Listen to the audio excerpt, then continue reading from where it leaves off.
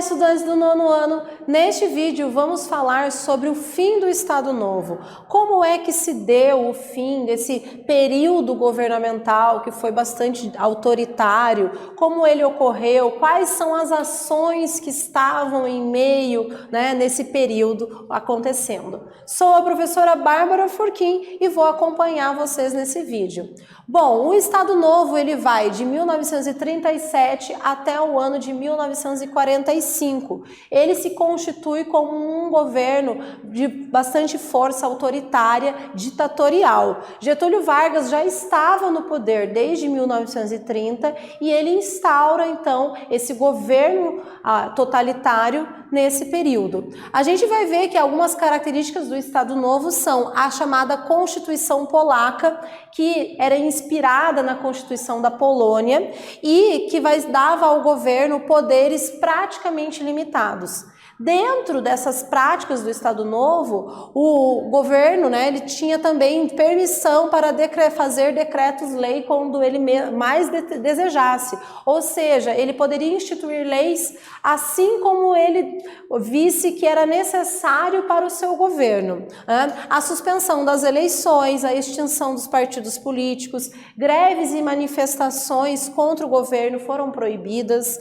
Agentes do governo podiam invadir casas e prender pessoas de forma autoritária. Sindicatos de trabalhadores foram controlados pelo governo, ou seja, os trabalhadores não tinham voz dentro dos seus próprios sindicatos.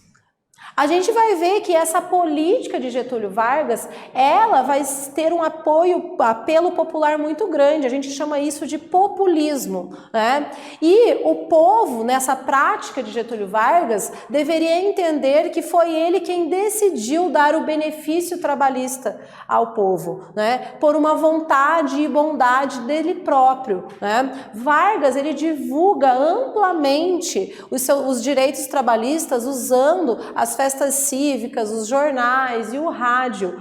O tempo todo as pessoas elas estavam recebendo a informação de que todas as ações desse governo eram ações feitas para o povo, para o trabalhador e em benefício da nação. Vargas e a Segunda Guerra Mundial. A Segunda Guerra Mundial ela vai acontecer de 1939 até o ano de 1942. O Brasil ele vai ter uma participação dentro da Segunda Guerra Mundial. A gente vai ver que inicialmente em 1939 o Brasil ele se manteve neutro, principalmente porque ele mantinha relações econômicas com a Alemanha e com os lados dos aliados também. Nós vamos ver, porém, que os Estados Unidos ele também era um importante parceiro do continente e o Brasil ele acaba adotando uma política pendular, estando de vários lados. Os Estados Unidos ele vai entrar na guerra oficialmente em 1941 com o ataque à base militar de Pearl Harbor e ele vai acabar praticando aqui na América, principalmente, a chamada política da boa vizinhança, onde ele vai conceder empréstimos, ajudas econômicas, que inclusive ele vai fazer isso aqui com o Brasil, numa siderúrgica, e isso vai fazer com que Getúlio Vargas acabe então estando do lado dos Estados Unidos e dos aliados. Em janeiro de 42, Vargas une-se aos aliados e ainda no mesmo ano ele vai declarar guerra ao Eixo. Bom, vai ter essa participação do Brasil na Segunda Guerra Mundial, ela vai acabar contribuindo para que existam várias críticas a essa ditadura com influência nazista de Getúlio Vargas. E a gente vai ver que muitos passam a combater a ditadura varguista e em 1943, inclusive, vão fazer um manifesto exigindo a democratização do país.